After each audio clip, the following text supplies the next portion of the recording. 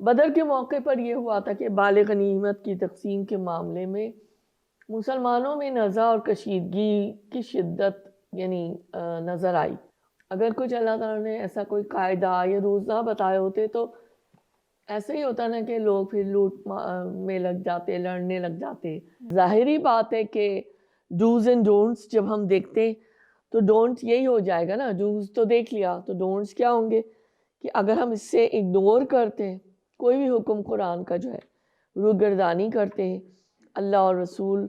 صلی اللہ علیہ وسلم کو پھر ناراض کرنے کی بات ہو جاتی ہے کہ ہر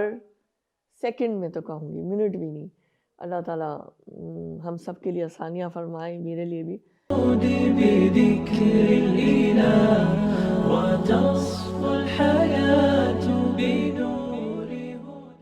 تو اس طرح میرا پہلا سوال آپ سے یہ ہے کہ مال غنیمت کی تقسیم کے بارے میں قرآن کریم میں کیا فارمولا ہے؟ اعوذ باللہ من الشیطان الرجیم، رب اشرح لی صدری ویسر لی امری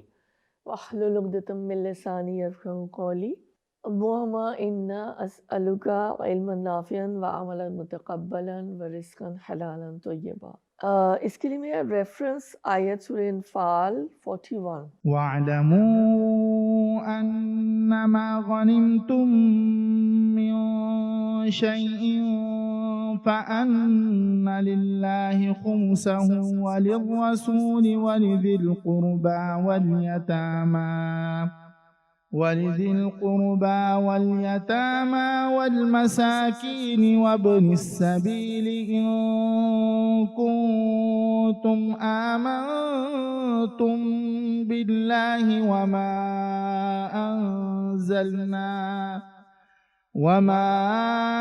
أَنزَلْنَا عَلَى عَبْدِنَا يَوْمَ الْفُرْقَانِ يَوْمَ الْتَقَى الْجَمْعَانِ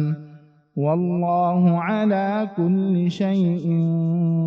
قَدِيرٌ۔ اور تمہیں معلوم ہو کہ جو کچھ مال غنیمت تم نے حاصل کیا ہے اس کا 5واں حصہ اللہ اور ان کے رسول صلی اللہ علیہ وسلم اور رشتہ داروں اور یتیموں اور مسکینوں اور مسافروں کے لیے۔ اگر تم ایمان لائے ہو اللہ پر اور اس چیز پر جو فیصلے کے روز یعنی دونوں فوجوں کی مٹبھیڑ کے دن ہم نے اپنے بندے پر نازل کی تھی، اللہ ہر چیز پر قادر ہے۔ ایک تو یہ بات ہو گئی جو کہ سورہ انفال کی میں نے جیسے ابھی بتایا 41 ہے۔ تو سننے والوں کی آسانی کے لیے میں مزید اس 41 آیت کا ریفرنس آیت نمبر 1 سورہ انفال سے دینا چاہوں گی، کیونکہ سورہ انفال جب سٹارٹ ہوتی ہے يَسْأَلُونَكَ عَنِ الْأَنفَالِ قُلِ الْأَنفَالُ لِلَّهِ وَالرَّسُولِ فَاتَّقُوا اللَّهَ وَأَصْلِحُوا ذَاتَ بَيْنِكُمْ وَأَطِيعُوا اللَّهَ وَرَسُولَهُ إِن كُنتُم مُّؤْمِنِينَ۔ تم سے انفال کے متعلق پوچھتے ہیں، کہو یہ انفال تو اللہ اور ان کے رسول کے ہیں، بس تم لوگ اللہ سے ڈرو اور اپنے آپس کے تعلقات درست کر لو اور اللہ اور اس کے رسول کی اطاعت کرو اگر تم مومن ہو۔ انفال سے مراد یہ مال غنیمت ہی ہے نا، تو یہاں پہ اللہ تعالیٰ نے جیسے ذکر کر کے اور چھوڑ دیا نا، جیسے ایک اس ٹاپک کو بات کر کے تھوڑی دیر کے توقف کیا اور آگے جو ہے پھر 41 میں اس کی تفصیل آئی ہے۔ سورۃ انفال جو سن 2 ہجری کی ہے، جنگ بدر کے بعد نازل ہوئی تھی اور اس میں اسلام و کفر کی اس پہلی جنگ پر مفصل تبصرہ کیا گیا۔ بدر کے موقع پر یہ ہوا تھا کہ بالغ غنیمت کی تقسیم کے معاملے میں مسلمانوں میں نزاع اور کشیدگی کی شدت نظر آئی، اور اس کے علاوہ کچھ ابتدائی ہدایات ہمیں سورہ بقرہ اور سورہ محمد میں بھی دی جا چکی ہیں، اور اس صورت میں تفصیل بتانے کا مقصد یہ ہے کہ اب تک اللہ تعالیٰ نے تہذیب جنگ کی بنیاد نہیں ڈالی تھی، یعنی ابھی تک اس قرآن میں اس کا ذکر نہیں آیا تھا، اللہ تعالیٰ کی طرف سے کوئی ہدایات نہیں تھی کہ اگر جنگ کے موقع پر مال غنیمت آ جائے ڈھیروں دشمن کی طرف سے تو اس کی کیا تفصیل ہوگی۔ اگر کچھ اللہ تعالیٰ نے ایسا کوئی قاعدہ یا رولز نہ بتائے ہوتے تو ایسا ہی ہوتا نا کہ لوگ پھر لوٹ میں لگ جاتے، لڑنے لگ جاتے، لیکن اللہ تعالیٰ نے پھر اس کے سارے احکامات جو ہیں وہ اس طرح بتائے یہ اللہ کا انعام ہے کہ یہ مال غنیمت کی تقسیم کرنے کا فیصلہ اور اس کا اختیار اللہ اور ان کے رسول ہی کو حاصل ہے۔ اب وہ فیصلہ یہ بیان کیا گیا کہ جیسے ہی یہ لڑائی کے بعد مال غنیمت جو ہے تمام اکٹھا کر کر امیر یا امام کے سامنے لا کر رکھ دیا جائے اور کوئی چیز چھپا کر نہ رکھیں۔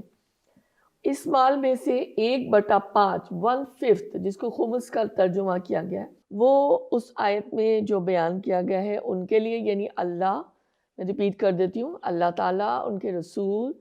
صلی اللہ علیہ وآلہ وسلم، رشتہ داروں، یتیموں، مسکینوں اور مسافروں کے لیے۔ اس کی مزید تفصیل ہم آگے دیکھ لیں گے۔ اور باقی جو 4 حصے ہیں وہ مجاہدوں کے لیے، ٹھیک ہے، کہ سواروں کے لیے، سواریاں جن کے پاس ہیں ان کے اتنے حصے، یا جو پیدل مجاہد ہیں ان کے اتنے حصے، ان 4 حصوں کی مزید تقسیم ہمیں نظر آتی ہے۔ تو مقصود یہ ہے کہ جو یہ 1/5 ہے نا جس کا ذکر کیا گیا ہے اس آیت میں، اعلیٰ کلمت اللہ، یعنی اقامت دین کے نفاذ کے لیے جو کوششیں رسول اللہ صلی اللہ علیہ وسلم فرما رہے تھے، اور جو ان کے صحابہ، پھر ان کے رشتہ دار، وہ سب اس میں وقت تھے نا، ان کے پاس معاش کا کوئی ذریعہ نہیں ہوتا تھا، جنہوں نے اپنے آپ کو بالکل دین کے کام کے لیے اپنے آپ کو وقف کر دیا تھا، یہ اس میں بھی یہ چیزیں جو 1/5 ہے اس کے اندر بھی آئے گا، کیونکہ ظاہر ہے کہ پھر ان کے معاملات، ان کے گھروں کے، ان کے اہل خانہ کے کیسے چلیں گے۔ اور پھر مزید اس سے اسی میں سے ریپیٹیشن ہو رہی ہے، لیکن انشاءاللہ اس سے یاد بھی ہو جاتی ہیں میں باتیں، یتیموں، مسکینوں اور مسافروں کے لیے ہوں گی۔ اب ہم اس کی مزید ورڈ ٹو ورڈ رسول اللہ صلی اللہ علیہ وسلم کے الفاظ میں یہ دیکھ لیتے ہیں کہ حدیث میں کیا فرمایا ہے۔ نبی صلی اللہ علیہ وآلہ وسلم ہمیشہ لڑائی کے بعد اعلان فرمایا کرتے تھے کہ یہ غنائم، یعنی یہ مال غنیمت سارا جو ہے، یہ تمہارے ہی لیے ہے، میری اپنی ذات کا کوئی حصہ نہیں ہے بجز خمس کے، اور وہ خمس بھی تمہارے ہی اجتماعی مسالے پر صرف کر دیا جاتا ہے، لہٰذا ایک سوئی اور ایک دھاگا تک لا کر رکھ دو، کوئی چھوٹی یا بڑی چیز چھپا کر نہ رکھو، کہ ایسا کرنا شرمناک ہے اور اس کا نتیجہ دوزخ ہے۔ یہ صحیح بخاری کی 2787 جو ہے وہ حدیث ہے۔ ایک اور حدیث اس کے حوالے سے دیکھ لیتے ہیں۔ ترجمہ ہے کہ میں نے رسول اللہ صلی اللہ علیہ وسلم سے سنا کہ آپ صلی اللہ علیہ وسلم فرما رہے تھے کہ اللہ کے راستے میں جہاد کرنے والے کی مثال، اللہ تعالیٰ اس شخص کو خوب جانتا ہے جو اللہ کے راستے میں جہاد کرتا ہے، اس کی مثال اس شخص کی سی ہے جو رات میں برابر نماز پڑھتا رہے اور دن میں برابر روزے رکھتا رہے۔ اللہ تعالیٰ نے اپنے راستے میں جہاد کرنے والے کے لیے اس کی ذمہ داری لے لی ہے، اور اگر اسے شہادت دے گا تو اسے بے حساب و کتاب جنت میں داخل کر دے گا، یا پھر زندہ و سلامت ثواب اور مال غنیمت کے ساتھ واپس کر دے گا۔ عملی نکات جو ہم دیکھتے ہیں اینڈ میں، اس آیت سے ہمیں یہی پتہ چلے کہ ایک تو یہ